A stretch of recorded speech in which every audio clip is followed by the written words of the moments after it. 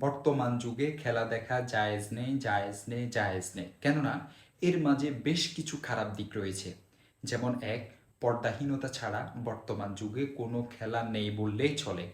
অথচ পর্দা একটি ফরজ বিধান। সূরা নূর ৩০ এবং ৩১ নং আয়াত দেখুন। দুই, এতে সময়ের অপচয় হয়।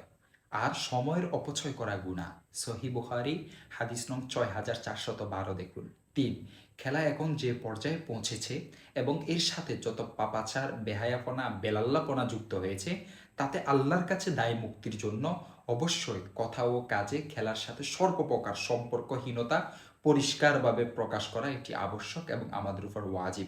কেননা হাদিসের মধ্যে বলা হয়েছে, কারো দল যে বাড়ি করে সে তাদেরই অন্তর্ভুক্ত হয়। তিরমিজি হাদিস নং ২৬৯৫।